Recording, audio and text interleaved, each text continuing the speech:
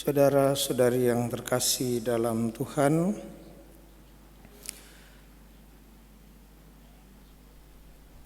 sejak manusia diciptakan, manusia dikaruniai dengan satu anugerah yang luhur, yakni kehendak bebas. Bahkan ketika manusia jatuh ke dalam dosa, karunia atau anugerah bebas ini tidak pernah ditarik atau diambil oleh Allah dari kehidupan manusia. Santo Athanasius dari Iskandaria, Alexandria, Mesir, dia mengatakan demikian: manusia diciptakan menurut rupa atau gambar Allah. Manusia diciptakan menurut rupa atau gambar Allah, dan kita tahu semua itu.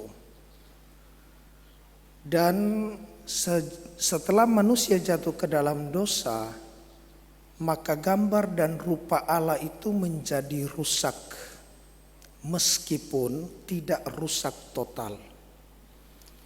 Buktinya, manusia masih mencari Allah karena keputusan bebasnya, tentu kehendak bebasnya, mencari Allah melalui alam semesta. Langit menceritakan kemuliaan Tuhan dan cakrawala memberitakan pekerjaan tangannya. Dan kebebasan untuk mencari Allah inilah yang sebenarnya menjadi keunggulan manusia, kebebasan kehendak bebas untuk memutuskan dari segala makhluk ciptaan yang lain. Karena hanya dalam diri manusia anugerah yang luhur ini sejak penciptaan sampai jatuh ke dalam dosa tidak pernah diambil daripadanya.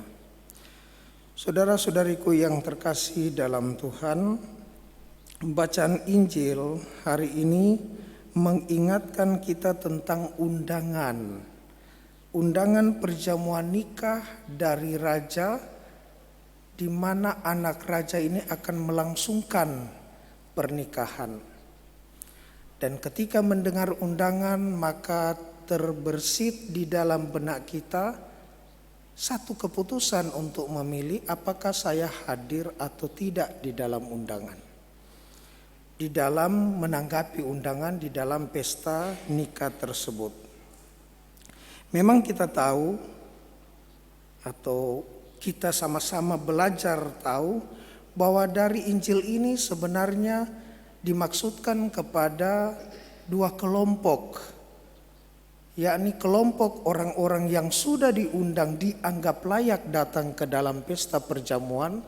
Itulah orang-orang Yahudi, Farisi, Saduki, kelompok-kelompok yang menjadi pilihan Allah, bangsa Israel pada umumnya.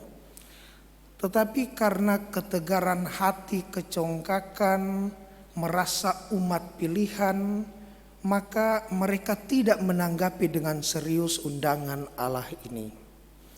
Pada akhirnya orang-orang yang diberitakan warta keselamatan undangan ini adalah orang-orang Goyim, adalah orang-orang non-Yahudi.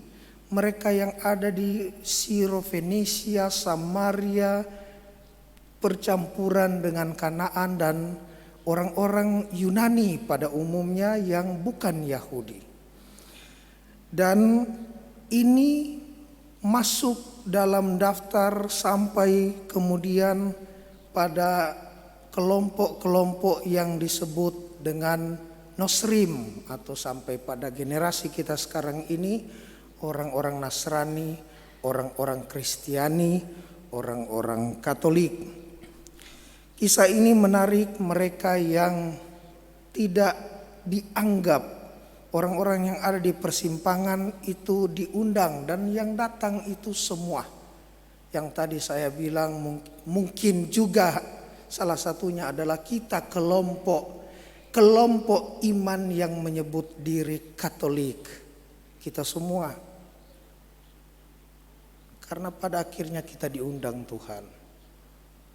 Yang menarik dikatakan tadi, mereka di persimpangan yang datang orang baik dan orang jahat. Datang ke perjamuan itu. Tiba-tiba raja lihat ada satu orang tidak pakai pakaian pesta. Bagaimana mungkin kamu masuk? Saudara-saudariku yang terkasih, kita diajak, diundang untuk memiliki identitas dalam menanggapi undangan Tuhan.